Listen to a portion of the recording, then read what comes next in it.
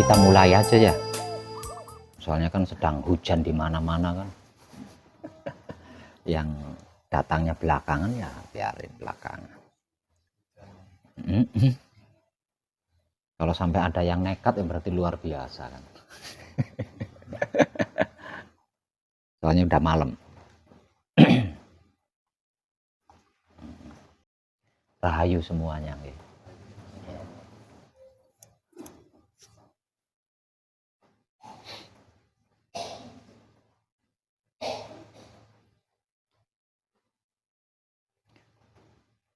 Kadangan kita malam ini di Bandar Lampung itu bertepatan dengan malam Sabtu Suro atau malam 1 Muharram. Malam 1 Muharram atau malam 1 Suro. Malam 1 Suro atau malam 1 Muharram itu merupakan tahun barunya orang Arab, bukan orang Islam loh ya. Jadi 1 Suro atau 1 Muharram itu adalah tradisi perayaan tahun barunya orang Arab atau bangsa Arab.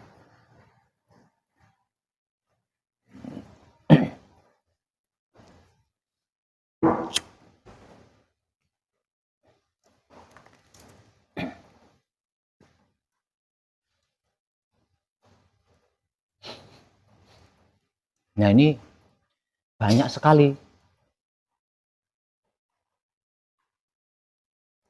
anak cucunya para leluhur Nusantara,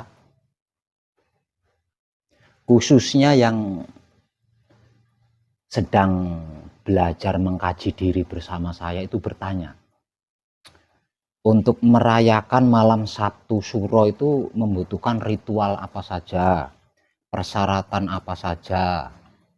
Lah terus patrapnya menggunakan patrap samadhi apa? Itu banyak sekali yang bertanya kepada saya.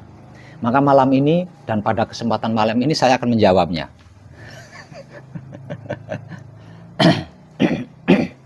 Soalnya di bumi Nusantara 1 Muharram yang oleh masyarakat Jawa dikenal dengan sebutan 1 Suro itu kesannya sangat sakral sekali ya.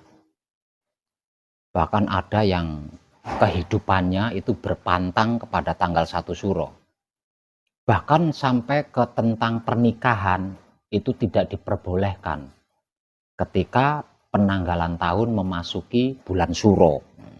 Konon katanya akan diganggu jin lah, ganggu bangsa dan lain sebagainya. Keramat sekali. Di bumi Nusantara 1 Suro atau 1 Muharram itu sangat keramat sekali. Dan selama ini 1 Suro atau 1 Muharram ini dirayakan secara besar-besaran di tempat-tempat tertentu.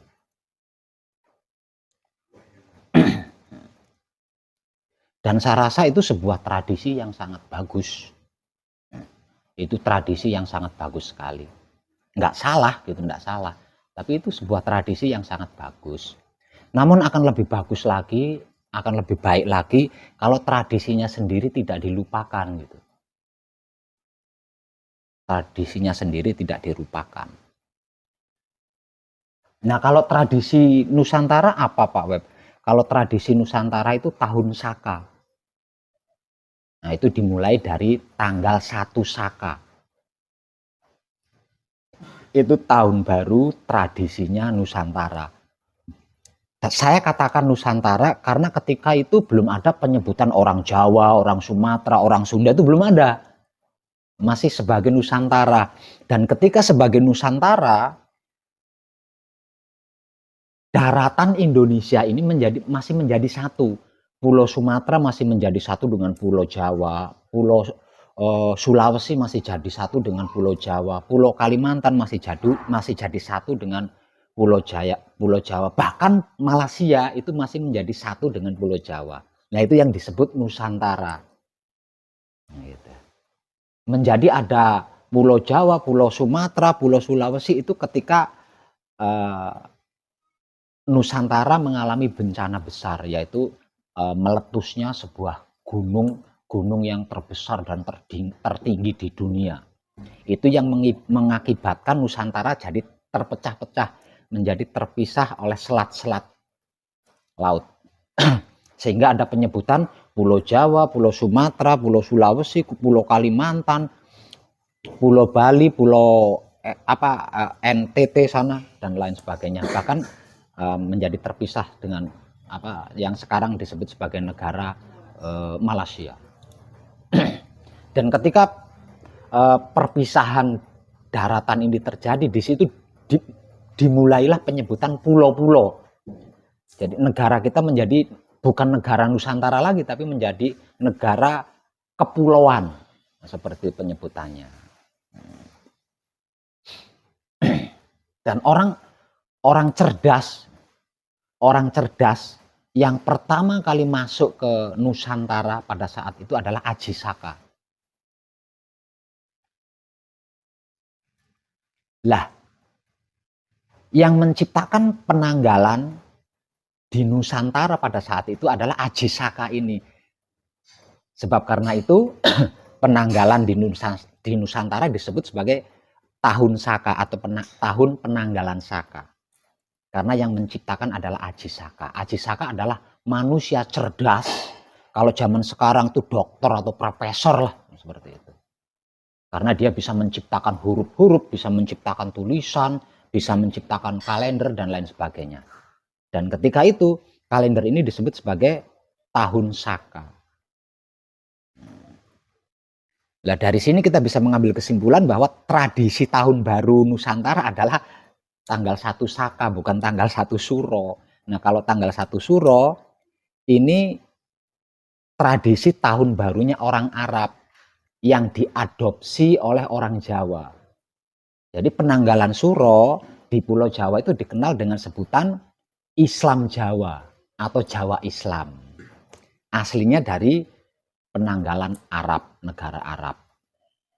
Makanya penanggalannya sama dengan 1 Suro, 1 Muharram itu sama karena memang satu. Kalendernya satu. Hanya saja kalau penyebutan 1 Suro itu dijawakan.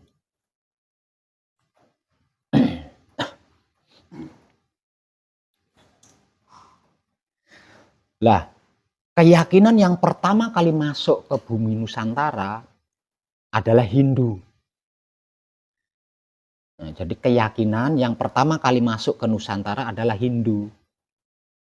Lah, ketika keyakinan Hindu memasuki bumi Nusantara, inilah agama pertama yang mengadopsi atau menggunakan penanggalan Saka.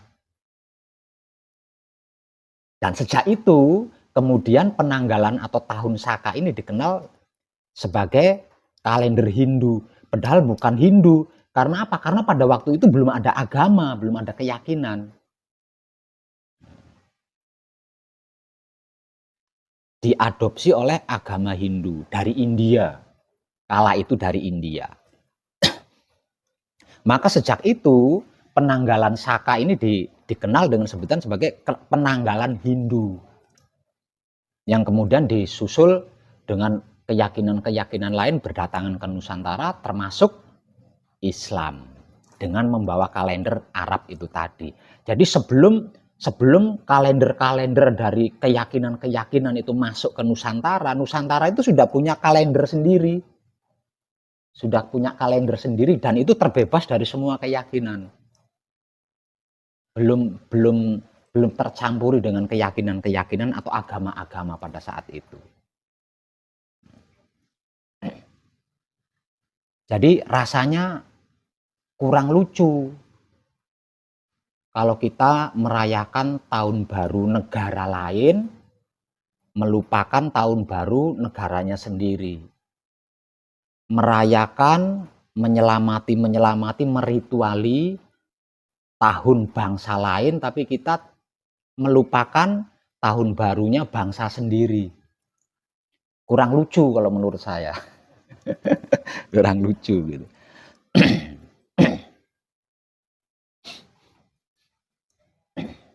Jadi mulai malam ini saya sudah menjawabnya, dan soal panjenengan menyukai atau tidak menyukai tentang kalender itu sebenarnya itu bukan suatu masalah.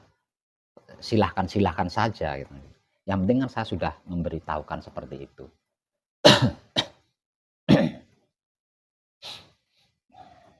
Nah, kalau boleh saya berharap ya jangan terjebak dengan tradisi asing, jangan terjebak oleh tradisi pendatang.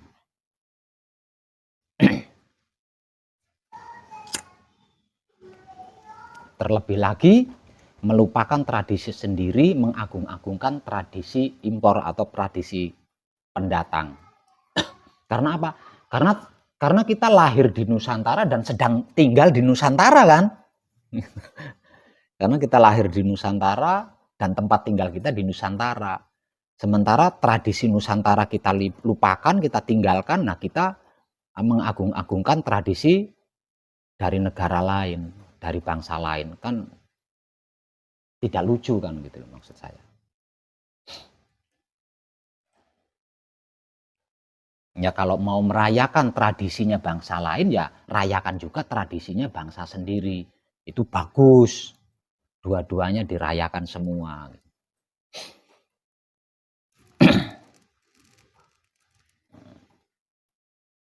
Supaya lucu. Kalau tradisi bangsa sendiri dilupakan, tradisi bangsa lain diagung-agungkan, itu kurang lucu. Terlebih lagi tentang leluhur.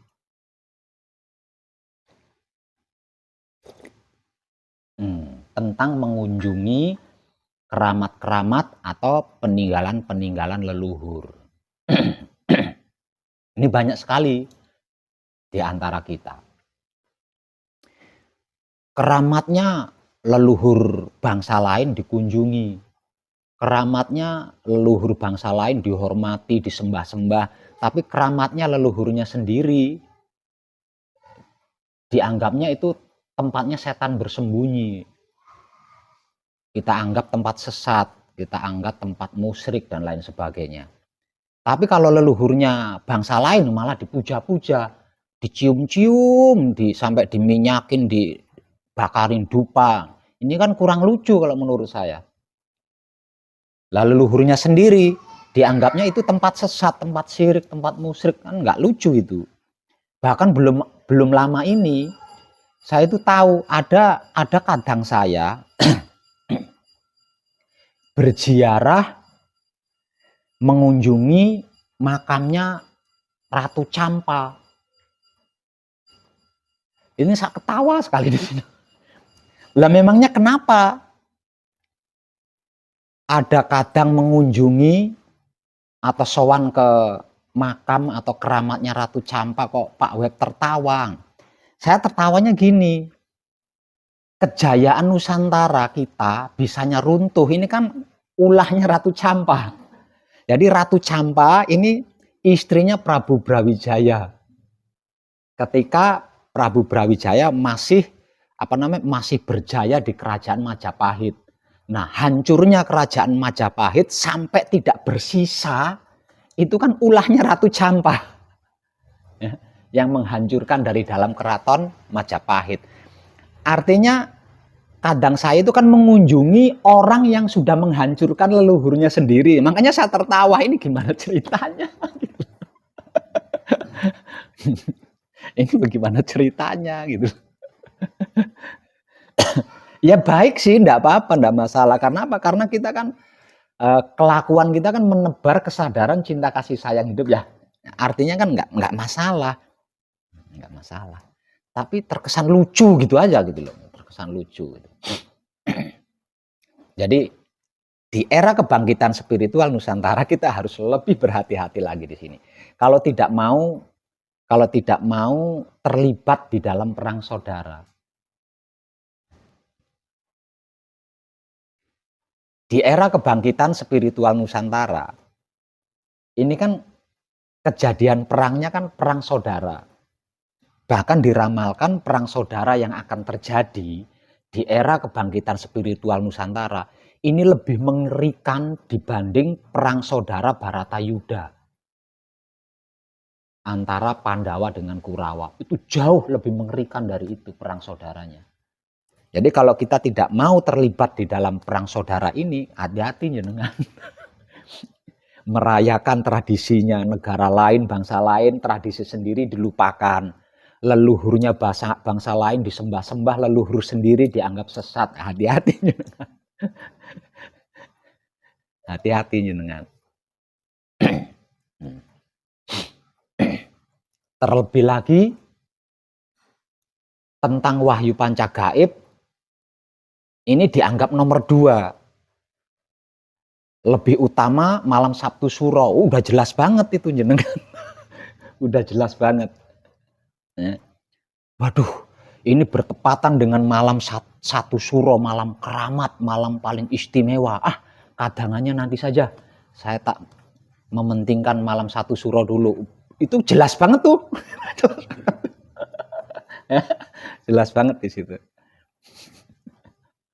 Artinya akan terlibat di dalam perang saudara jika ramalan para indigo tentang kejadian kebangkitan spiritual Nusantara benar-benar terjadi.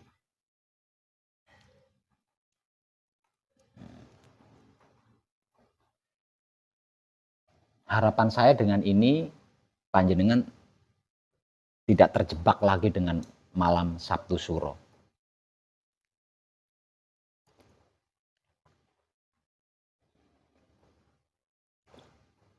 Karena malam Sabtu Suro atau tanggal 1 Suro itu adalah hari tahun barunya bangsa lain, bukan bangsa Nusantara. Tahun barunya negara lain atau suku lain selain Nusantara.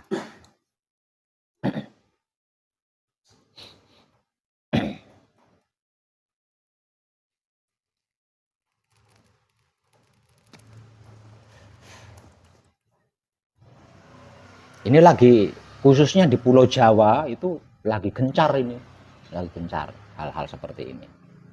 Tanah kosong karena jauh dari keramaian, dekat dengan gunung, dekat dengan hutan, dekat dengan laut, atau dekat dengan gua, dibuat makam baru. Ini makamnya Syekh siapa gitu. Ini makamnya Habib siapa, dipundi-pundi, kemudian dicarikan jemaah pengikut untuk memundi-mundi makam. Padahal aslinya tanah kosong itu, artinya tanah kosong. Kemudian diciptakan sebuah cerita bahwa yang dikubur di situ dulunya itu adalah ini penyebar Islam, penyebar agama, macam-macam. Padahal tanah kosong, nggak ada apa-apanya. Ini kalau nggak hati-hati kan, wow. Tapi nanti kalau ada makamnya leluhur kita sendiri, jangan, itu sesat. Itu sesat itu. Itu syirik, itu musyrik itu, jangan. Itu kafir itu. Ini gawat ini. Jadi pemicu-pemicu perang saudara ini sudah mulai muncul. Pemicu-pemicu perang saudara ini sudah mulai bermunculan dan hadir mungkin di di samping panjenengan. Jadi berhati-hatilah itu. Karena apa? Karena di era kebangkitan spiritual Nusantara, seluruh leluhur kita ini akan menggunakan wujudnya anak cucunya sendiri. Mereka nggak salah. Karena apa? Karena menggunakan anak cucunya sendiri kan. Anak cucunya ini akan digunakan oleh para leluhur Nusantara untuk membersihkan Nusantara dari penjajahan-penjajahan apapun bentuknya. Yang itu bukan tentang keindahan, yang itu bukan tentang kedamaian, yang itu bukan tentang kebaikan. Itu akan disingkirkan dari Nusantara. Kecuali tentang kedamaian, tentang keindahan, tentang ketentraman, tentang kebaikan. Itu ndak diusir dari bumi Nusantara.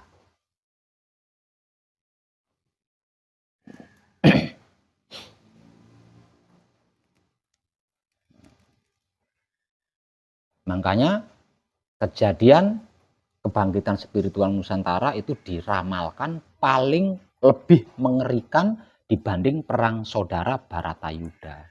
Dulu di Nusantara itu hanya ada beberapa kerajaan dan satu kerajaan yaitu Hastinapura. Jadi Hastinapura itu bukan India, bukan Jawa, bukan, itu Nusantara, kerajaan pertama Nusantara. Itu Hastinapura. Karena sebuah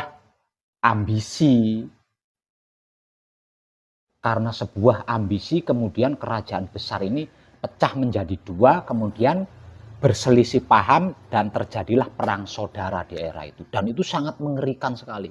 Perang saudara itu sangat mengerikan sekali. Dan ini diramalkan akan terjadi lagi.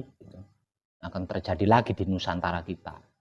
Hanya saja kejadiannya dulu Nusantara kita masih satu, belum menjadi pulau-pulau. Nah, kejadian yang akan terulang ini, Nusantara kita sudah menjadi pulau-pulau kan. Artinya lebih mengerikan kan. Lebih mengerikan lagi. Gitu.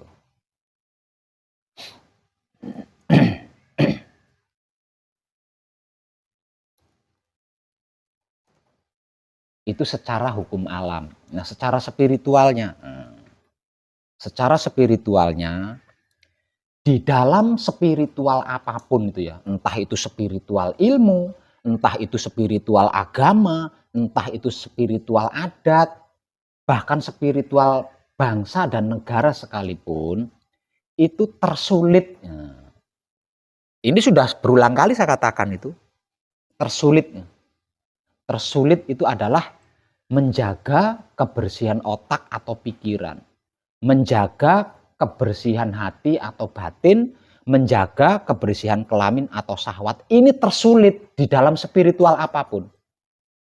Zaman dulu, di eranya para leluhur kita, siapapun yang punya kemampuan ini disebut waliullah atau kekasih Tuhan disebutnya. Atau lagi disebut sebagai orang suci. Atau lagi disebut juga sebagai dewa yang menjelma sebagai manusia. Yang mampu menjaga kebersihan otak atau pikiran. Mampu menjaga kebersihan hati atau batin. Mampu menjaga kebersihan kelamin atau syahwat. Ini tersulit ini. Artinya, ketika kita berupaya menjaga kebersihan otak atau pikiran, hati atau batin, kelamin atau syahwat, ini akan menghadapi tantangan-tantangan panjenengan. Akan menghadapi tantangan-tantangan di situ. Dan bisa dipastikan lagi, tantangannya itu akan mengajak panjenengan, akan mengajak kita untuk tidak menjaga kebersihan otak atau pikiran lagi gitu loh. Untuk tidak lagi menjaga kebersihan hati atau batin. Untuk tidak lagi menjaga kebersihan kelamin atau syahwat. Tantangannya itu adalah mengajak seperti itu. Gitu. Artinya kalau kitanya berhati-hati, kita bisa tahu kan di situ. Kita bisa tahu. Sehebat apapun, sebaik apapun, kok ini mengajak saya untuk menodai otak saya yang selama ini sedang saya jaga. Berarti kan jelas tuh. Sesuatu hal yang nggak baik kan gitu. Tapi kalau nggak hati-hati ini Nggak ketahuan, kita nggak bisa tahu kalau kitanya nggak hati-hati. Pasti kita akan terpengaruh, pasti kita akan terbawa. Dan kita akan berhenti menjaga kebersihan otak atau pikiran, menjaga kebersihan hati atau batin, kelamin atau syahwat. Yang enggak mudah alias sulit itu hanya di bagian itu saja. Kalau soal patrapnya, bacaan-bacaannya, teknik-teknik samadinya, teknik-teknik patrap itu gampang banget. Itu gampang sekali. Karena apa? Karena enggak pakai kuasa, enggak pakai uang, enggak pakai ube rampe sesaji, enggak pakai kemenyan, enggak pakai nomor antrian, enggak pakai semua itu. Makanya gampang sekali. Lah yang tidak gampang alias sulit adalah menjaga kebersihan otak atau pikiran kita. Menjaga kebersihan hati atau batin kita dan menjaga kebersihan kelamin atau syahwat kita. Itu yang sulit. Karena apa? Karena ketika kita berupaya, kita akan berhadapan dengan tantangan-tantangan. Dan tantangan-tantangan ini pasti akan mengajak kita untuk berhenti menjaga gitu loh. Untuk kembali kepada masa lalu lagi.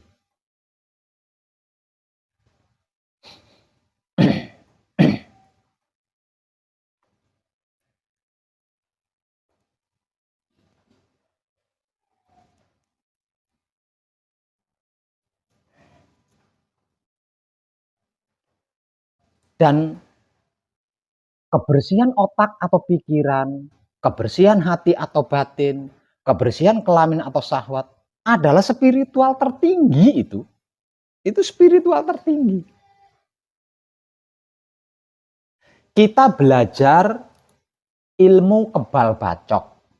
Kita belajar ilmu pengasian atau ilmu pelet. Maka kita harus mampu menempuh jalan ritual-ritualnya. Termasuk membaca atau menghafal japa mantranya. Itu termasuk. Namun, ketika otak atau pikirannya seseorang, kebersihannya terjaga. Ketika hati atau batinnya seseorang, kebersihannya terjaga. Ketika kelamin atau syahwatnya seseorang, kebersihannya terjaga. Ini bisa sakti mandraguna tanpa berguru. Tanpa belajar. Di situ letak salah satu letak ketinggiannya itu di situ.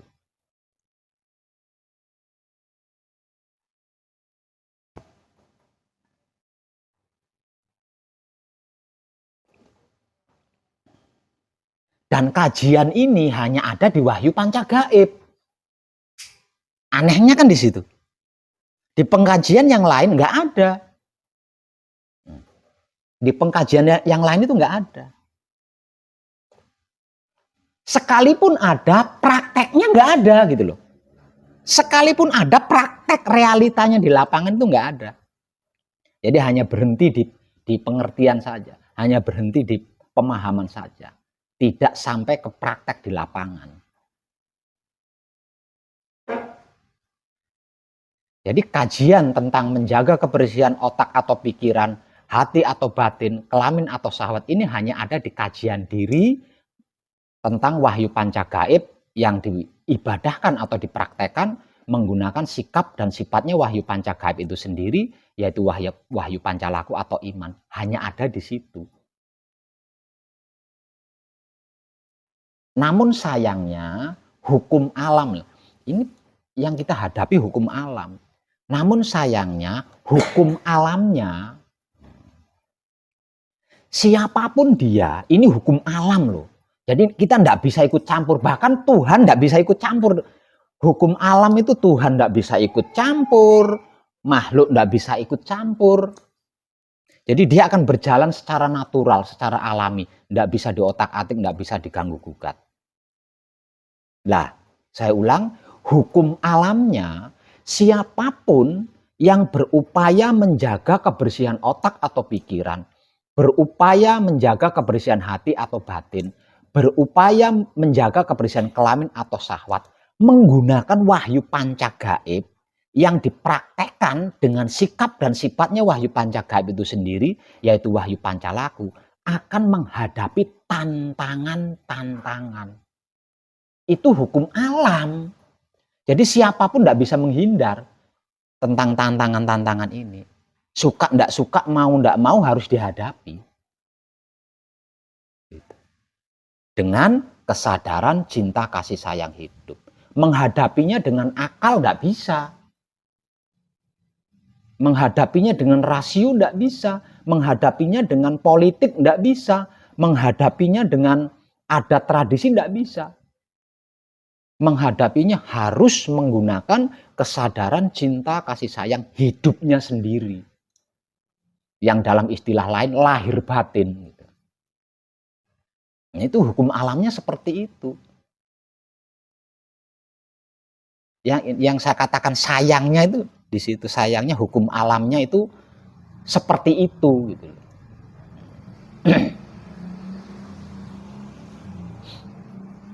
Lah terus bentuk tantangan-tantangan yang akan dihadapinya itu seperti apa Pak Web? Tadi sudah saya singgung itu. Bentuk tantangan-tantangannya tadi sudah saya singgung beberapa. Nah sekarang saya tambahin lagi. Bentuk tantangan-tantangannya. Misal contoh. Di tempat tinggal kita, seorang kadang memberitahu.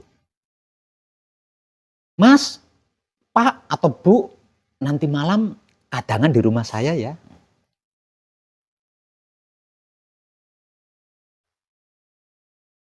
Lah ini berdalih. Atau ketika itu mengiyakan. Namun begitu malam tiba, ada sesuatu lain nih. Nah dia lebih memilih sesuatu yang lain ini daripada kadangan. Malam ini adalah malam 1 Suro atau malam 1 Muharram. Tahun barunya bangsa Arab. Saya yakin banyak sekali putra kekudangan Romo bingung di sini. Dan bisa saya pastikan mereka lebih memilih merayakan 1 Suro. Bisa saya pastikan seperti itu. Mereka akan lebih memilih merayakan adat tradisi bangsa lain ketimbang jati dirinya sendiri. Ya.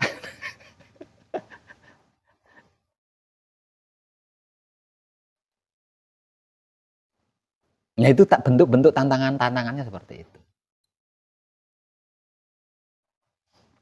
Atau ada 2 orang membutuhkan pertolongan saya.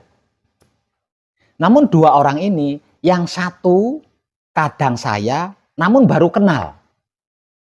Yang satunya teman saya, orang awam tapi teman seperjuangan dengan saya. Ketika mereka berdua ini datang meminta tolong kepada saya, karena kadang saya kan baru kenal 3 hari. Saya belum tahu dong karakternya seperti apa, kan belum tahu, baru kenal 3 hari kan. Lah sedangkan teman saya ini kan pernah menemani saya dalam suka duka, bertahun-tahun. Artinya kan lebih apal, lebih akrab. Pasti dia akan lebih memilih menolong temannya ini dibanding kadangnya. Nah tantangan-tantangan seperti ini akan panjenengan hadapi. Lah artinya apa kejadian ini kan ini sudah jelas banget kan, berarti kan mengajak saya untuk berhenti kan.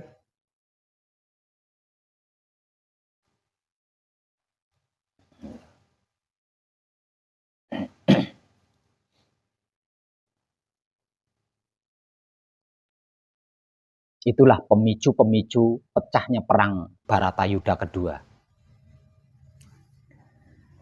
Yang sedang menjadi dilema para putra kegudangan Romo. Karena apa? Karena sudah berakar di otak kan ya, udah apa ngakar. Kalau dogma kayaknya ngeri ya, ngakar aja deh, ngakar di otak itu udah ngakar dari kecil itu. Udah berakar dari kecil itu. Yang paling ini malam masnya ini ya, berapa umurnya? 43. Masnya ini umurnya 43. Dia tahu, dia mengetahui tahun barunya Nusantara itu ketika saya update di TikTok beberapa hari yang lalu. Artinya selama 43 tahun itu dia akan merayakan tahun barunya bangsa lain. Tahun barunya sendiri, tahun barunya bangsanya sendiri selama 43 tahun itu entah kemana itu. Padahal dia lahir di Nusantara, tinggal di Nusantara, makan minum juga di Nusantara, iya nggak ayo? Nah, itu aneh kan? Tuh.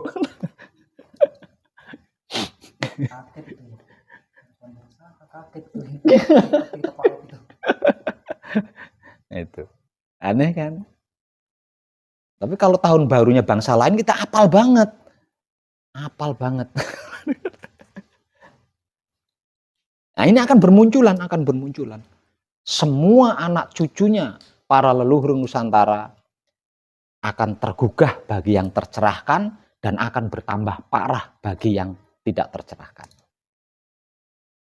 Yang parah dan yang tergugah ini yang akan melakukan peperangan nantinya. Dan itu mengerikan sekali. Lebih baik saya perang di Gaza daripada perang sama saudaranya sendiri. Ya, daripada perang di negara sama saudaranya sendiri. Aduh, ampun deh.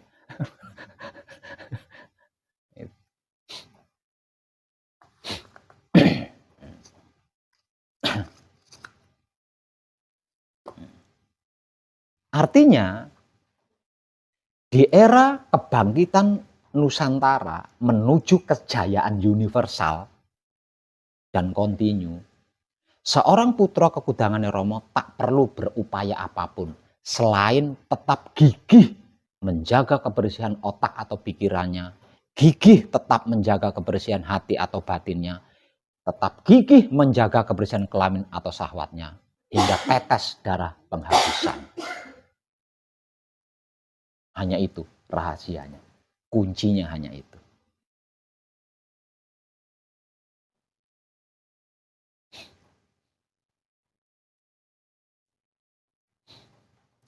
Sedangkan di dalam lakunya hati-hati. Terutama terkait dengan peninggalan-peninggalan para leluhur, terkait dengan keramat-keramat para leluhur, hati-hati. Jangan asal. Kalau kurang mengerti, kurang memahami, lebih baik jangan. Karena tidak menutup kemungkinan keramat atau warisan leluhur yang engkau kunjungi itu justru yang pernah menghancurkan leluhur kita. Bukan leluhur kita, tapi yang pernah menghancurkan leluhur kita. Seperti yang saya ceritakan tadi. Itu kadang saya sendiri. Dan saya nilai sudah ahli dia. Dia berziarah, bahasanya berziarah ya. Berziarah mengunjungi makam keramatnya Ratu Campa. Maka Ratu Campa itu penyebab hancurnya kerajaan Majapahit. Dalangnya kan itu. Waduh, saya ketawa itu.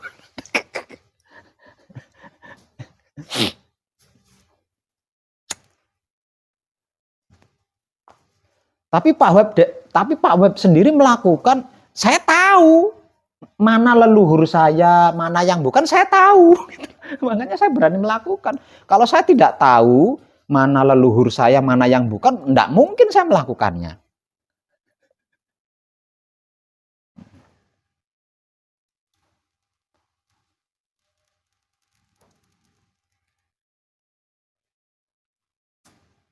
Itu awal kadangan kita. Selanjutnya saya ingin berkomunikasi dengan panjenengan semua, para kadang saya yang ada di Bandar Lampung khususnya.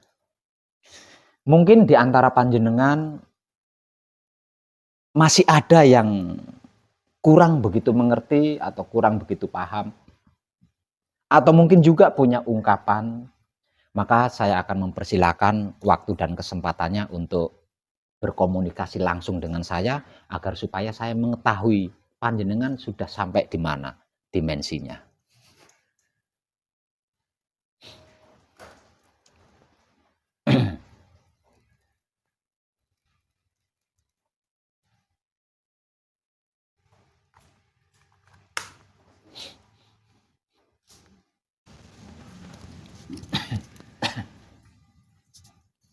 Ayo mulai dari panjenengan.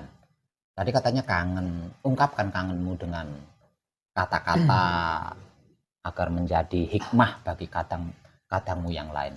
Ayo. Ini dipegang. Oh.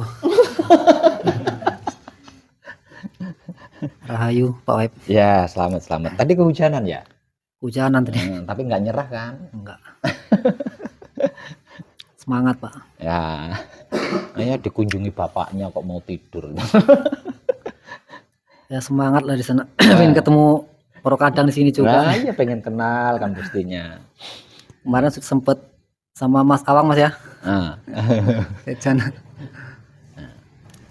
Masih bingung itu kalau nggak apa.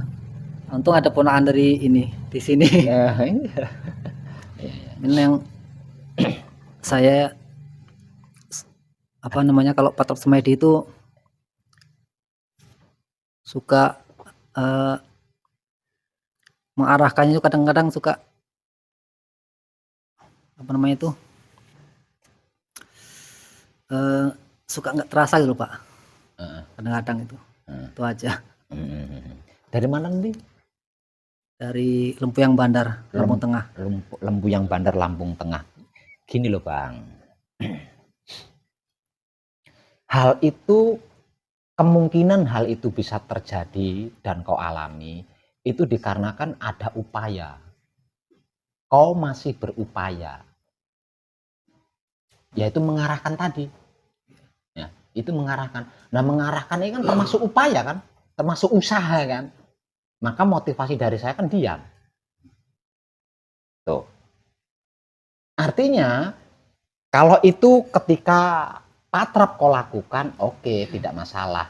Namun ketika sampai di tahapan samadhi, kan kau harus diam di situ. Diam ini kan nggak ada bentuk upaya apapun kan?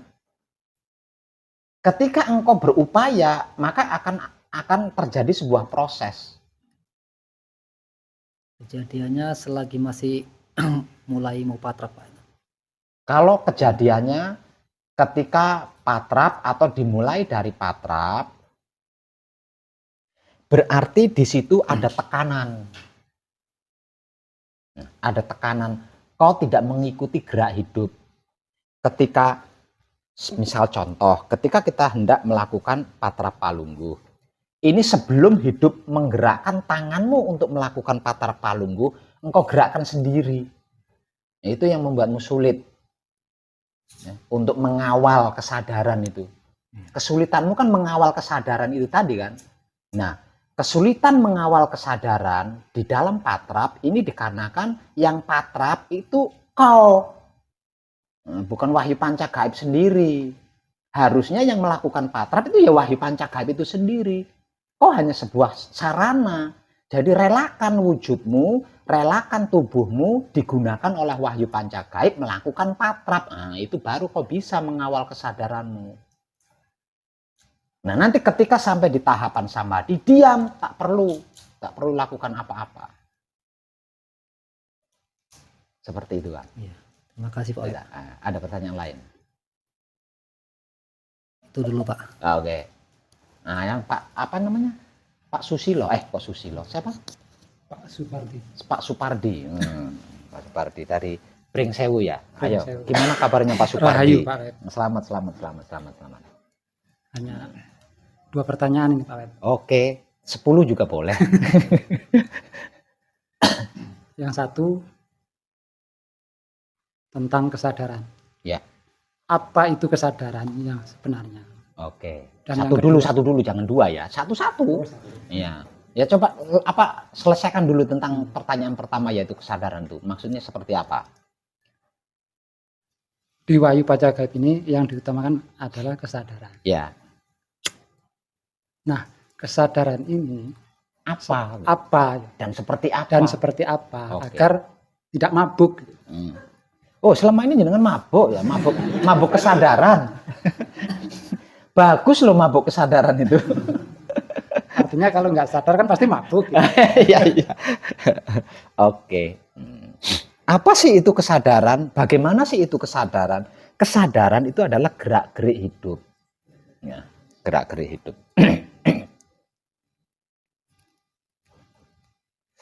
gerak-gerik hidup yang seperti apa?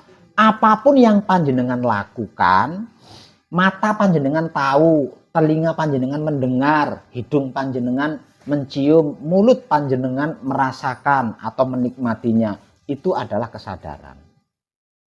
Sebaliknya, apapun yang engkau tidak mengerti, engkau tidak mengetahui, apalagi sampai mengetahui, itu bukan kesadaran. Artinya apapun yang engkau ketahui secara simpel loh itu ya. Saya enggak pakai mata, enggak pakai telinga, enggak pakai hidung, mulut enggak pakai, tapi pakainya secara simpel. Apapun yang engkau mengerti, apapun yang engkau pahami, apapun yang engkau ketahui dan engkau lakukan pada saat itu, itulah kesadaran.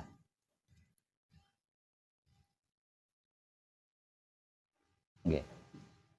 Jadi kesadaran itu bukan sesuatu yang gaib, sesuatu yang sulit, sesuatu yang samar, sesuatu yang asing bagi jenengan, itu bukan. Sesungguhnya sebelum mengkaji diri sekalipun kita ini sudah berkesadaran. Buktinya tahu, ini jeruk, ini wedang di gelas, ketika wedang ini diminum kita bisa merasakan nikmatnya. Nah, itu kesadaran. Ya. Artinya bahkan sebelum mengkaji diri sekalipun kita itu sudah berkesadaran. Hanya saja kesadaran kita belum cinta kasih sayang hidup, itu tok. Nah kalau sudah seperti itu berarti harus bagaimana? Apapun yang kita lakukan, yang kita mengerti loh, maksudnya yang kita mengerti, paham, tahu loh. Apapun yang kita lakukan harus dengan cinta kasih sayang hidup. Itu yang perlu kita lakukan. Kalau kesadarannya dari dulu kita udah punya, udah ada. Udah ada. Kesadaran kita ini akan berhenti ketika kita sedang terlelap tidur saja. Selain terlelap tidur, kita itu selalu berkesadaran. Hanya saja kesadaran kita selama ini tanpa cinta kasih sayang hidup. Kesadaran tok gitu loh. Oke. Pertanyaan kedua. Yang kedua, sebagai manusia hidup, kadang mempunyai rencana. Agar supaya tidak terjebak oleh rencana itu, bagaimana? Rencana memang itu bagian dari hukum alamnya manusia hidupnya. Rencana itu memang bagian dari hukum alamnya manusia hidup. Bukan hukum alamnya hewan-hewan loh ya. Ini manusia hidup ini. Lalu apakah rencana itu salah? Enggak. Itu hukum alam kok, bagian dari hukum alamnya manusia hidup. Dan rencana itu juga bagian dari kemanunggalan kita. Lalu gimana Pak Web agar supaya kita tidak terjebak oleh rencana itu? Atau terpengaruhi oleh rencana itu, atau terkecewakan atau tersakiti oleh rencana itu karena gagal. Jadi kalau kita punya rencana, ini awalnya kan muncul dulu nih ya, belum punya, awalnya kan belum punya ya, ujuk-ujuk gitu ya. Entah itu karena sebuah inspirasi atau karena sebuah motivasi atau karena sesuatu cita-cita. Muncul dulu ya, muncul sebuah rencana. Ketika rencana ini muncul, jangan dijadikan keinginan dulu. Saya ingin mewujudkan, jangan ya. Karena ketika rencana ini kita tarik sebagai keinginan, maka rencana ini akan berkendaraan dengan keinginan, akan naik keinginan kita, akan berkendaraan dengan keinginan kita. Lah, ketika rencana ini berkendaraan keinginan, nah keinginan ini kan ego. Ini yang menyakiti dan mengecewakan kita kan kendaraannya bukan keinginannya aslinya Pak. Siapa? Pak Supardi. Bukan keinginannya yang mengecewakan kita, bukan keinginannya yang menyakiti kita. Tapi kendaraan yang digunakan oleh keinginan ini loh yang menyakiti kita. Kendaraan apa? Ego itu tadi, keinginan itu. Jadi ketika rencana itu muncul, cerna dulu. Jangan langsung, saya juga ingin. Jangan gitu dulu, cerna dulu. Cerna. Renungkan, kalau bahasa awamnya renungkan dulu. Renungkan. amati dan lain-lain. Semuanya tentang efek, resiko dan lain sebagainya. Kalau saya berencana ini, keuntungan apa yang akan saya dapatkan? Kalau saya berencana ini, kerugian apa yang akan saya dapatkan? Nah, korenungkan dulu, korenungkan. Ketika kita merenungi apa yang ketika kita merenungi sebuah rencana yang muncul di dalam diri kita, nah kesadaran kita ini otomatis akan aktif dengan cinta kasih sayang hidup. Artinya hidup akan mencerna. Semisal rencana ini tidak baik, karena hidup itu kan penyempurna. Semisal rencana ini tidak baik, maka hidup akan menyempurnakan. Sehingga ketidakbaikannya itu sirna, menjadi baik. Kalau rencana ini fiktif, mustahil gitu loh. Ya, mustahil. Nah, karena hidup ini adalah penyempurna, maka hidup ini akan menyempurnakan rencana itu sehingga benar-benar terjadi dengan real, tidak fiktif.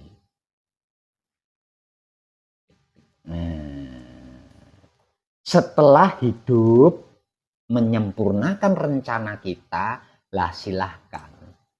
Hidup, aku ingin buat rumah. Nah, ini sudah pasti sadar. Kita mengatakannya ini sudah pasti sadar. Hidup, saya ingin membuat rumah, tapi modalnya gini.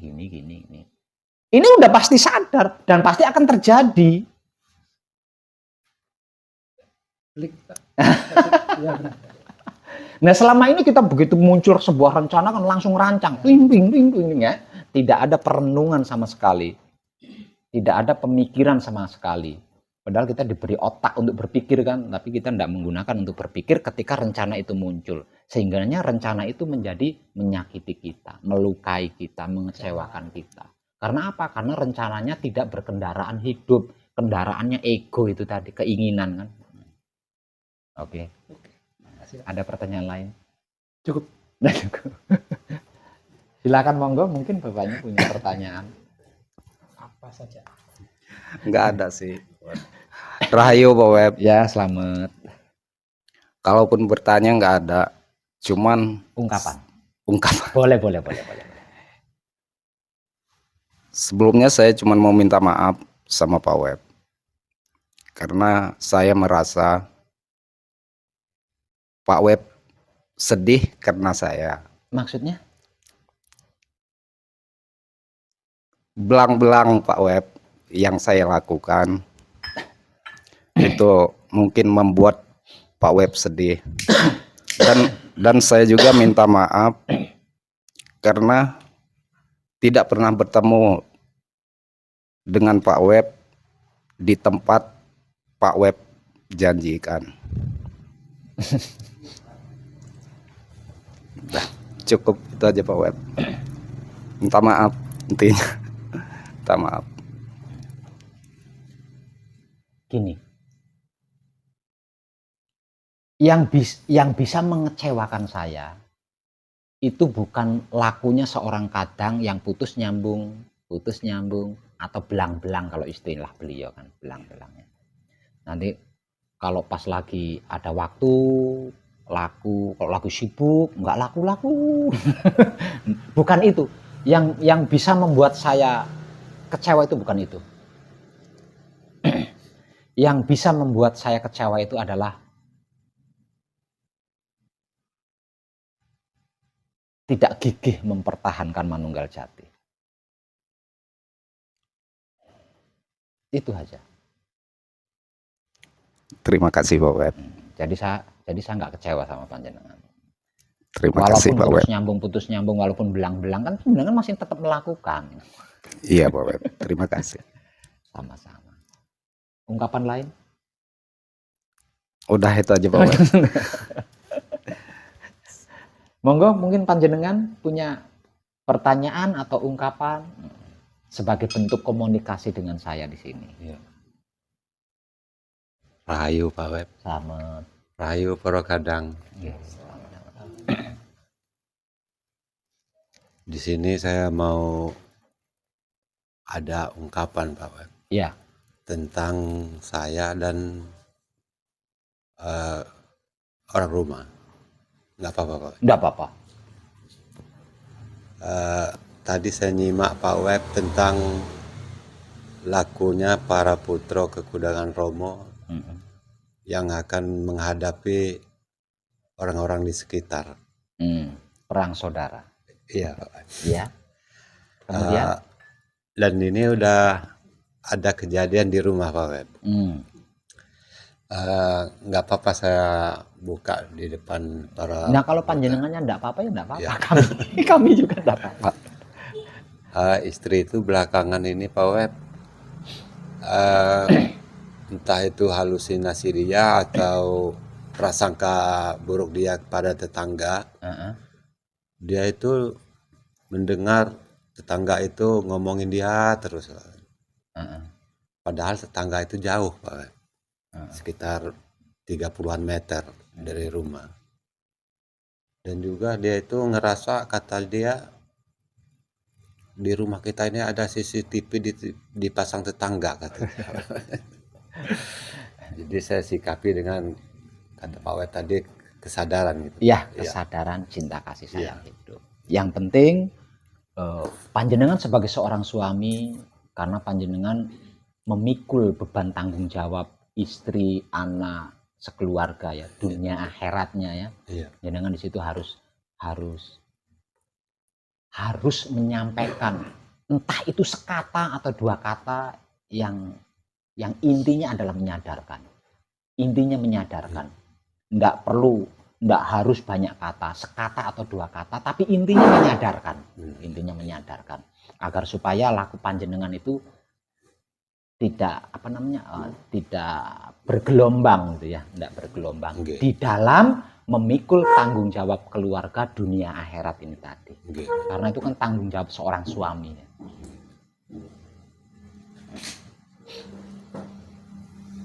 Paham maksud saya? Paham? Iya.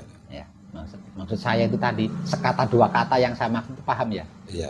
Intinya menyadarkan, karena istri panjenengan sedang mengalami itu, panjenengan mau tidak mau harus berkata, entah itu sekata atau dua kata yang intinya menyadarkan istri panjenengan agar istri panjenengan tidak seujon, kalau bahasa awamnya itu seujon ya. Nah, berhenti dari seujon itu atau buruk sangka.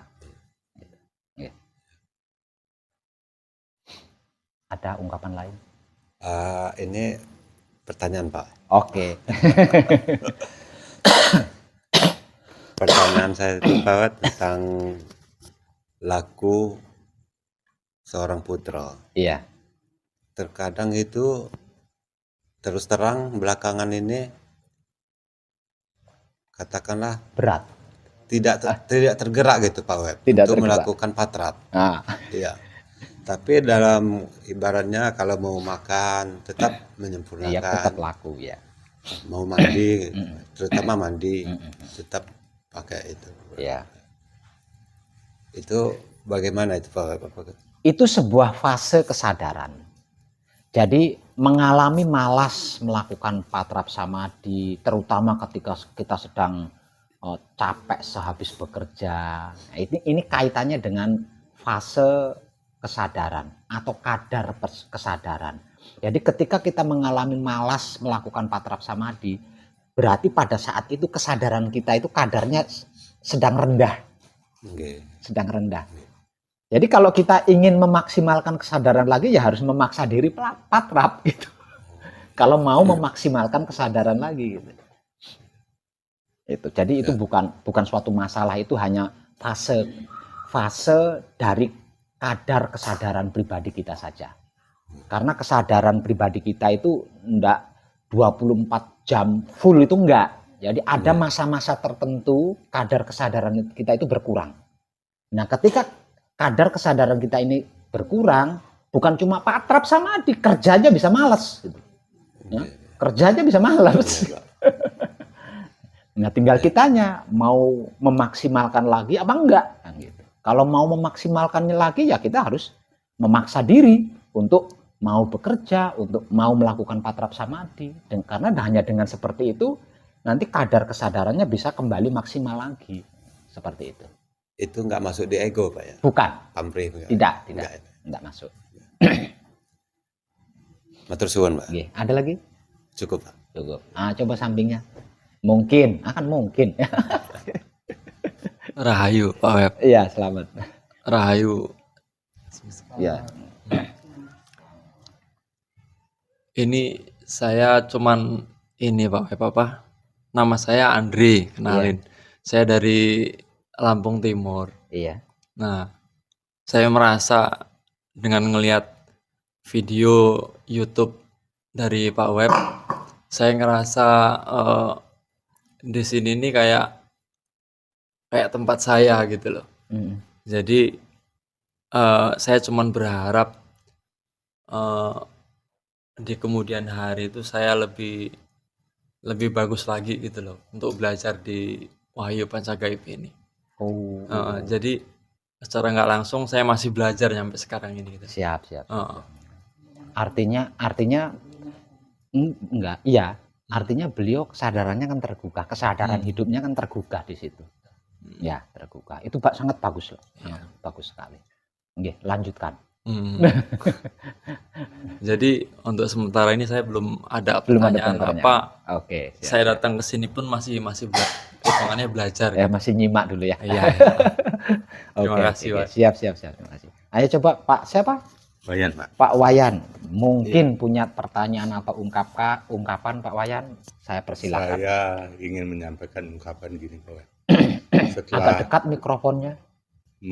Setelah ikut mengkaji diri ini, menjalankan Wahyu Pancagaib itu, memang banyak perubahan yang kita dapat.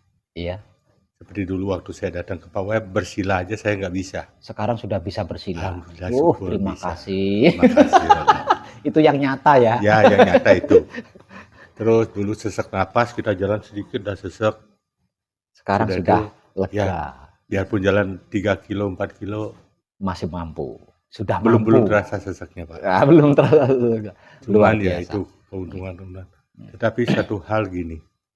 Setelah kita mengkaji diri, setelah itu kita punya kesadaran, tapi kadang-kadang kita ingin melakukan sesuatu terutama untuk membantu anak-anak atau gimana, kalau anak-anak punya masalah dan sebagainya. Kadang-kadang saya masih bingung Pak Web, apa yang harus saya lakukan. Itu aja Pak Web. Iya. Oke. Terima kasih. Gini Pak Wayan ya? Iya.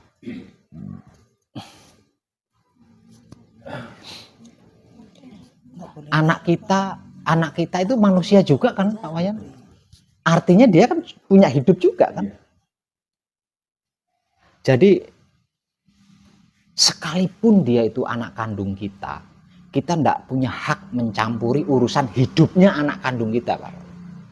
Kita hanya bertanggung jawab tentang wujudnya, tentang raganya. Namun tentang kehidupan anak kita tidak boleh ikut campur karena anak kita juga punya hidup. Artinya dia punya kehidupan sendiri. Jadi beri kepercayaan kepada anaknya Pak Wayan untuk menjadi dirinya sendiri. Namun jika perlu berpesanlah setidak-tidaknya, tapi tidak boleh niru bahasa saya. Harus bahasanya Pak Wayan sendiri ya. Seperti ini. Nah, Bapak percaya sama kamu. Jadi lakukan apa yang menurutmu benar. Jangan takut salah. Karena dengan salah kita akan mengetahui benar. Hanya saja jangan kecewakan Bapak ya nak. Wah itu udah menusuk gitu. Itu udah menusuk itu. Selebihnya biarkan dia menjadi dirinya sendiri. Terkecuali jika anak itu meminta nasihat. Silahkan. Beri nasihat terbaik. Kalau dia meminta. Ya. Kalau dia tidak meminta, jangan. Biarkan dia. Ya.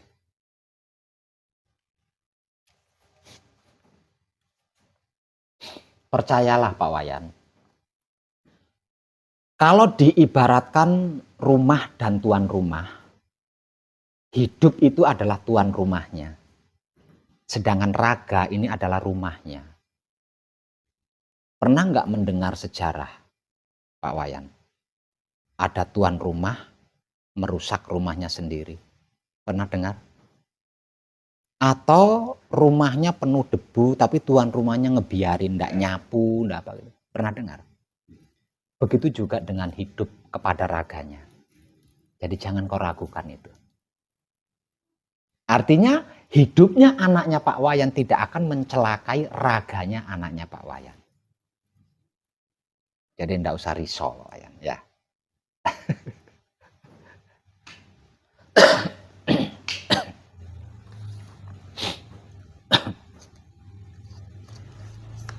Ada pertanyaan lain Pak Wayan?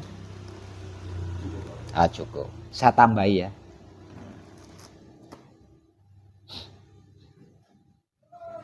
Laku seorang putra kekudangane Rama itu mengait 7 keturunan ke kanan, 7 keturunan ke kiri, 7 keturunan ke depan, ke belakang, ke atas, ke bawah. Terutama anak sendiri Pak Wayan. Artinya semakin gigih Pak Wayan menjaga kebersihan otak atau pikiran Pak Wayan.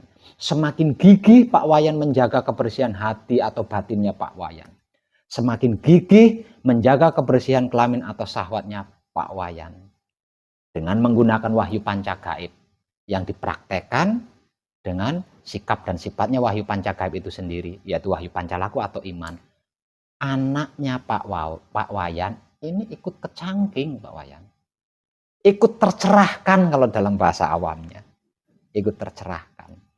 Jadi tetap Pak Wayan harus fokus kepada laku pribadi dan anak-anak Pak Wayan nanti akan tercerahkan dengan sendirinya. Tanpa didogma, tanpa didoktrin. Seperti itu Pak Wayan. Nggih. Ada pertanyaan lain? Ya cukup. Selanjutnya. Oh, udah sepasang nih, Mbak. Ini mbaknya sepasang. Rahayu Pak Wayan. Selamat. Rahayu para kadang semuanya. Gini Pak Wayan, menyambung yang dari Pak Wayan. Artinya segala yang saya tangkap, segala permasalahan apapun yang kami hadapi, intinya cuma satu ya Pak, membersihkan. Bukan membersihkan, maksudnya menjaga kebersihan. Iya, kalau membersihkan kan ketika panjenengan gembleng. Iya Pak. Nah itu kan ya maksudnya itu Pak, menjaga kebersihan otak, pikiran dan ya. Terus yang ini apa ya Pak? Yang saya alami lah. Semenjak saya menekung, ini yang saya alami. Itu Pak tentang apa ya Pak, yang saya berterima kasih bahwa hidup saya sudah semakin apa ya Pak, lebih baik, semakin sabar, kita bisa berarti dulu nggak sabar ya? Suka marah Pak. Maksudnya marahnya berkesadaran. Terus yang bikin saya ini kok hati saya ini rasa apa ya Pak, ayem gitu loh Pak. Ayem. Saya nggak punya duit juga ayem Pak. Maksudnya gini, mau beli ini, bikin ini gitu, nggak apa-apa. Besok ada aja tuh duitnya gitu loh Pak. Berarti nggak ngege mongso kalau bahasa Jawanya itu Pak, ya? itu yang saya alami. Tapi ada ini Pak, ini jujur saya katakan, saya pernah putus nyambung tuh Pak. Seperti yang dialami sama lupa ya. Ada malesnya bener itu Pak, males yang saya alami, pernah males, kok malesnya berhari-hari. Tapi ya udah, saya sudah bangkit lagi, saya mulai. Pertanyaan saya gini Pak, kalau kita memulainya lagi, apakah kita langsung yang kita tergerak misalnya kita melakukan patrap sama di Manunggal Jati, saatnya kita digerakkan ya Pak sama urip kita. Atau kita harus melakukan patrap samadhi mijil sampurna dulu? Ya segeraknya hidup itu tadi, hidup menggerakkan melakukan patrap apa? Ya itu, itu ikuti. Ya. Terima kasih Pak. Pertanyaan lain? Sementara belum Pak. Selanjutnya.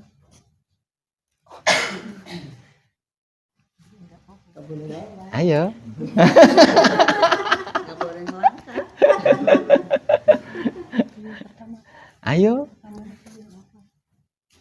Kalau nggak ada pertanyaan yang ngungkap deh.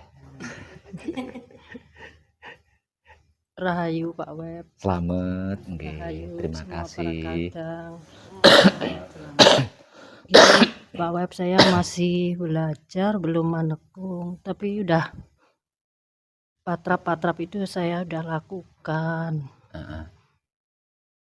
Doa-doa juga sudah saya lakukan, tapi setelah itu kecapean tanam. Saya Tapi enggak, suami sudah? belum, enggak. Belum. Saya Oh iya ya. itu kecapean tanam, enggak patrap. Gimana Oh, Pak enggak Web? apa-apa, enggak apa-apa. Artinya kalau panjenengan belum manekung atau belum gembleng, panjenengan kan masih dalam tahap laku Iya, murni. masih belajar. Jadi laku murni itu punya kebebasan. Hanya saja apapun yang dialami di dalam laku murni itu adalah proses. Hanya itu saja sebenarnya, bukan itu ini, bukan. Dan proses ini yang harus panjenengan terima dengan lapang dada. Artinya ketika panjenengan menerima sebuah proses, sebuah kejadian yang panjenengan alami, itu panjenengan berarti berhasil laku murni. Dan itu sudah luar biasa itu untuk tahapan laku murni. Tapi ketika mengalami sesuatu dengan mengeluh, nah berarti jenengan gagal laku murninya.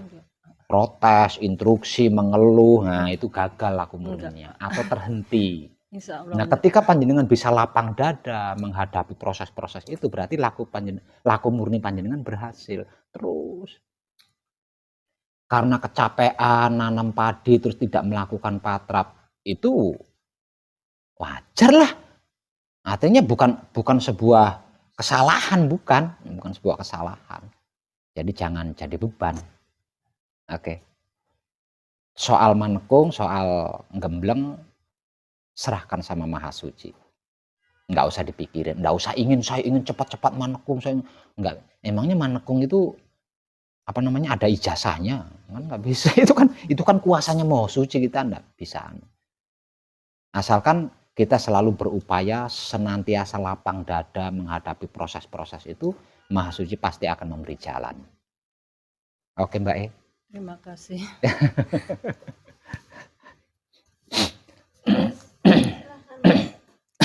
Ayo, selanjutnya monggo mungkin. Rahayu Pak Web. Selamat. Rahayu Terima kasih. Barokatang. Saya di sini juga masih belajar Pak Web. Ya, tidak masalah dan bukan alhamdulillahnya sejak ada kajian ini saya cukup tercerahkan dan alhamdulillah lagi saya lebih bisa melatih kesabaran saya. Mantap. Di dalam laku murni, ya, di dalam laku murni sedikit demi sedikit punya kesempatan melatih kesadaran, itu luar biasa lagi. Karena kesabaran itu awal dari lapang dada kan. Awalnya kan sabar dulu baru bisa lapang dada kan.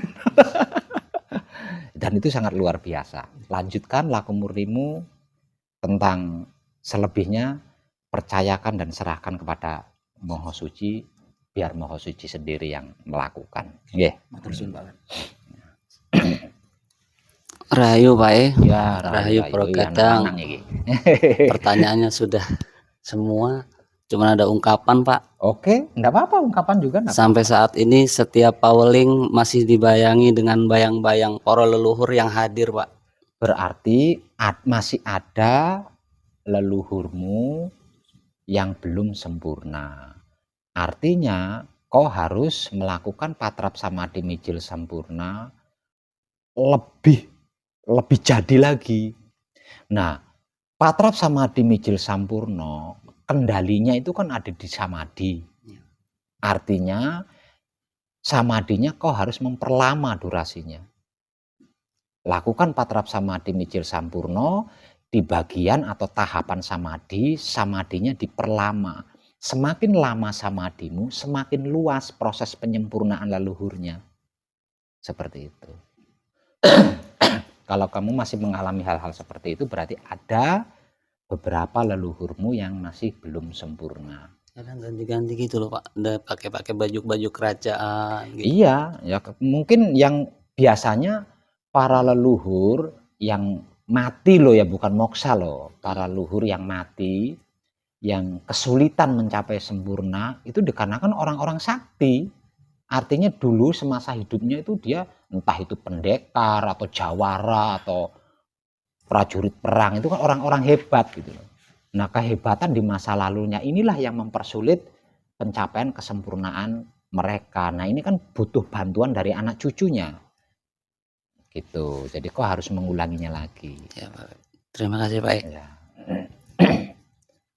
Cuma saya tahu toh. Oh. Ayo lanjutnya. Mungkin ada. Rahayu Pak Web. Nggih, selamat. Terima kasih. Untuk saat ini saya belum bisa punya pertanyaan Pak Web karena masih dalam proses pengkajian diri juga. Oke, enggak apa-apa.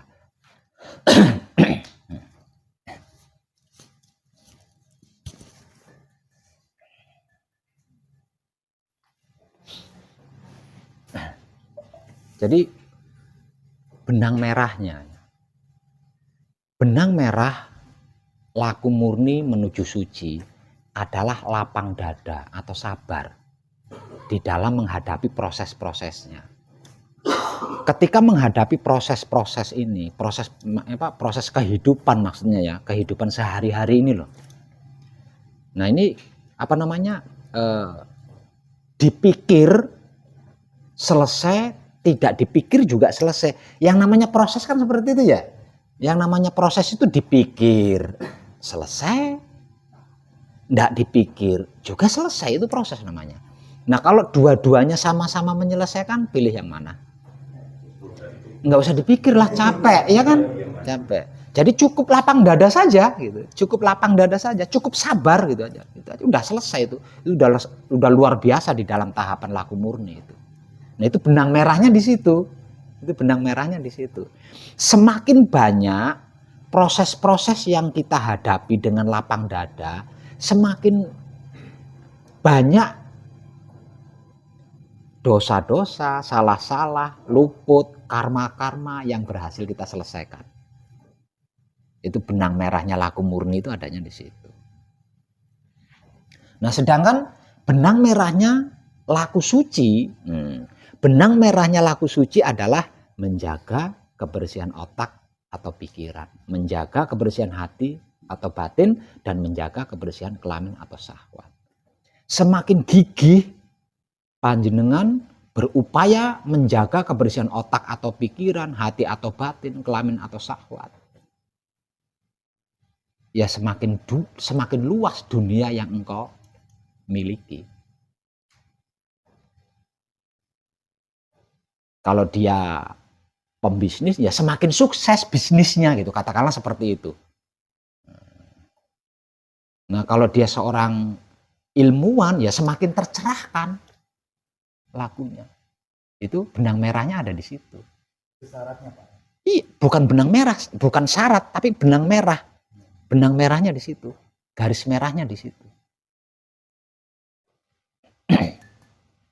Kalau enggak ya, misalkan contoh, ini di dalam tahapan laku murni. Ngalamin enggak punya duit, ngeluh. Nah, ini sudah nih, laku murninya udah mandek nih di sini. Karena mengeluh enggak punya duit ini tadi loh. Ngalamin enggak punya rokok, ngeluh. Nah, ini udah mandek nih laku murninya. Laku murninya. Contoh-contohnya seperti itu contohnya ya. Itu seperti itu. Nah, kalau ngalamin enggak punya duit, yang namanya kepunyaan itu enggak selalu selamanya kan, ada kalanya punya, ada kalanya enggak, dan itu kan bagian dari hukum alam. Nah, kita mampu menyadari ke situ sehingganya kita bisa bersabar ya, nunggu saat-saat berikutnya yang kemungkinan saat-saat di antara sekian banyak saat itu ada saat yang hak saya punya duit gitu. Sabar nunggu itu. Nah ini udah selesai nih. Laku murninya yang tadi itu udah selesai. Nanti ganti lagi proses selanjutnya. Terus gitu. Artinya semakin lapang dadanya menghadapi proses-proses, ya semakin banyak yang terselesaikan. Nah hal-hal yang barusan saya katakan tadi, itulah yang dimaksud salah, dosa, luput, karma, kan di situ. Itu benang merahnya di situ.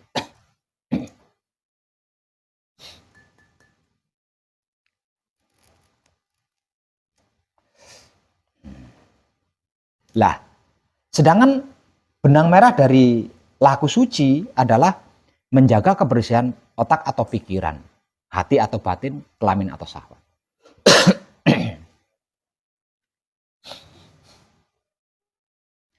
Nah, siapapun dia yang laku suci, ini suka ndak suka, mau ndak mau, dia pasti akan menghadapi tantangan-tantangan. Karena hukum alamnya mengatakan jangan bangga dulu karena merasa sudah beriman. Jangan bangga dulu karena merasa sudah berwahyu pancalaku. Kalau aku belum menguji wahyu pancalakumu, atau kalau aku belum menguji keimananmu. Artinya kan suka ndak suka ini akan menghadapi tantangan-tantangan. Gitu. Lah tantangan-tantangannya ini mengajak kita untuk berhenti. Apapun bentuk tantangannya, intinya itu mengajak kita berhenti menjaga kebersihan otak, menjaga kebersihan hati, berhenti menjaga itu. Sebab seorang pelaku suci ini sensitif banget. Sensitif banget. Karena apa? Karena jiwanya kan tercerahkan. Jangankan yang kasat mata, yang gaib-gaib, yang tidak kasat mata itu aja mampu terdeteksi. Jadi sensitif banget di situ. Artinya kalau otak atau pikirannya tidak terjaga kebersihannya, hati atau batinnya tidak terjaga kebersihannya, kelamin atau syahwatnya tidak terjaga kebersihannya, pasti terbawa kan, pasti ternoda kan. Dan ketika ternoda, ini laku sucinya kan sudah kemomoran, sudah tercampuri, tidak suci lagi artinya. Cuman di situ aja benang merahnya itu.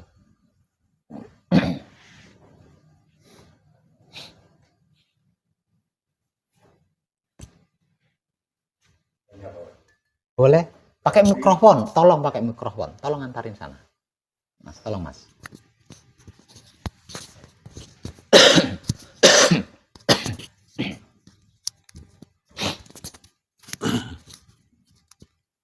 Berarti kalau begitu, kalau kita mempermasalahkan sesuatu, artinya kita akan berperkara. Ya. Nah, sudah itu, kalau sudah terjadi perkara, resikonya kira-kira apa, Pak Wad? Otak atau pikirannya akan ternoda. Hati atau batinnya akan ternoda, kelamin atau syahwatnya akan ternoda. Otak atau pikiran, hati atau batin, kelamin atau syahwat yang secara spiritual kan ini disebut sebagai Baitul Makmur, Baitul Muharram, Baitul Muqaddas, singgasananya Tuhan atau rumah Tuhan. Nah, kalau singgasana atau rumah ini ternoda, berarti kan Tuhan tidak bersinggasana di dalamnya kan, tidak bertahta di dalamnya, dia akan keluar. Itu risikonya. Nah kalau dia keluar, masalah tok lah dunia itu isinya. Nggak ada yang nggak masalah di dunia ini. Ya? Jangankan melakukan kesalahan, melakukan kebaikan aja salah, itu loh dunia. Berbuat baik aja salah, apalagi berbuat buruk, itu dunia. Ya. Iya. Siap. Ada yang lagi? Ada lagi? Oh itu bapaknya.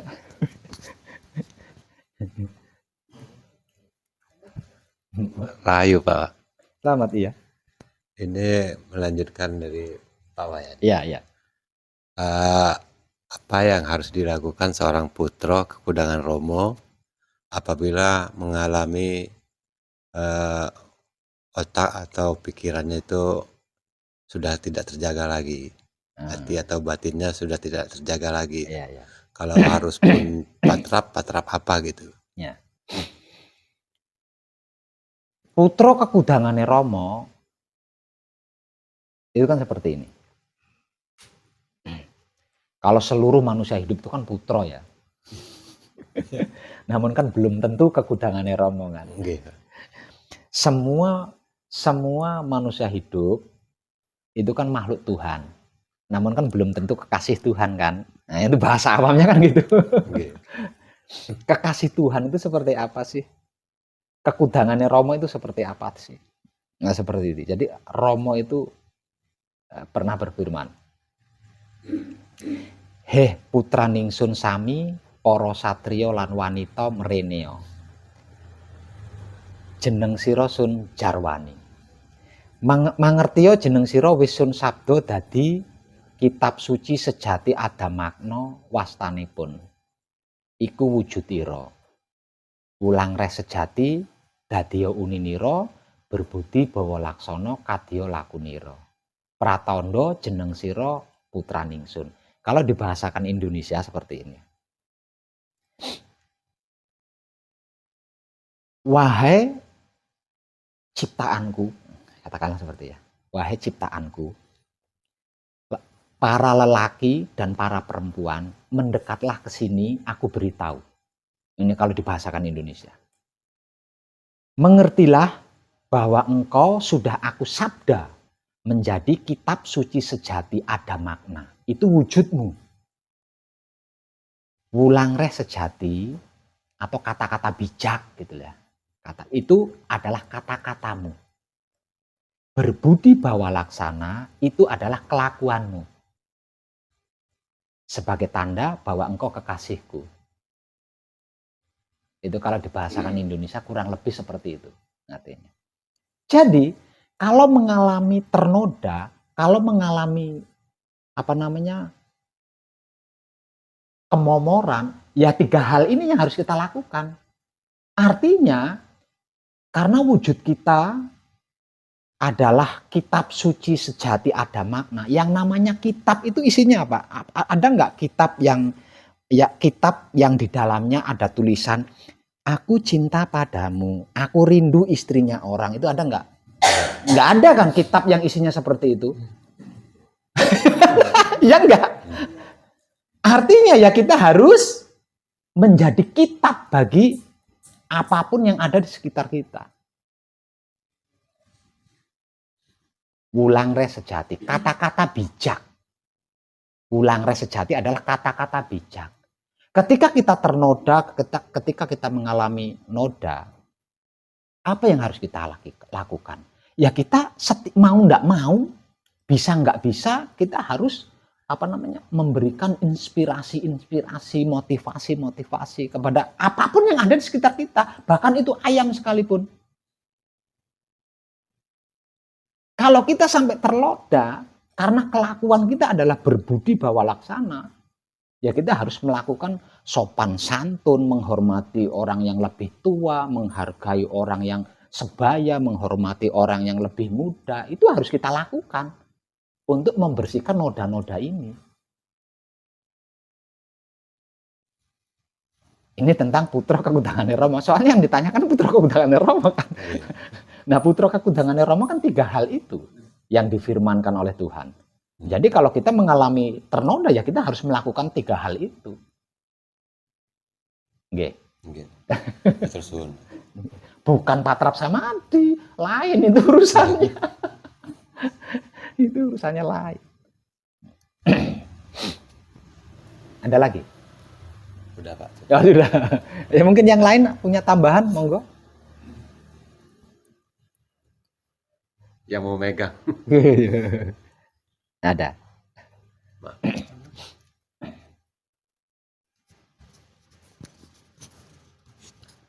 Rahayu Pak Web. Selamat. Ini ngomongin waktu selesai habis menekung Pak ya. Habis pulang ke rumah itu seperti diikutin nenek itu. Dalam berapa hari itu. Yeah. Setelah itu saya langsung mijil sampurno. Melakukan patrap samadhi, ya, patrap samadhi mijil sampurno. Terus dia hilang. Apakah itu nenek lurus saya yang belum sempurna Pak ya? Ketika mengikuti berarti sebagai tanda kalau beliau belum sempurna, karena mengetahui ada anak cucunya yang mempelajari kesempurnaan, dia ngikut.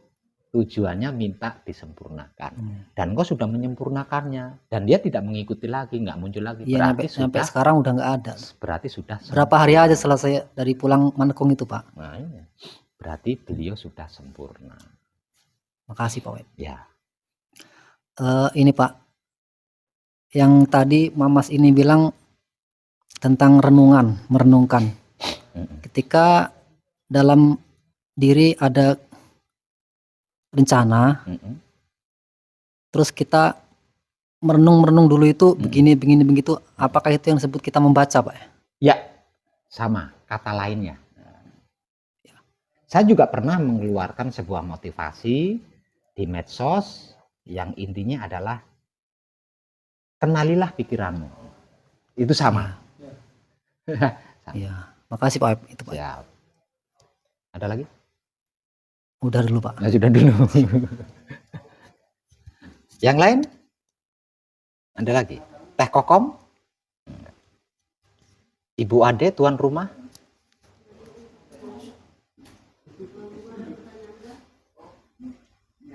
Enggak ada.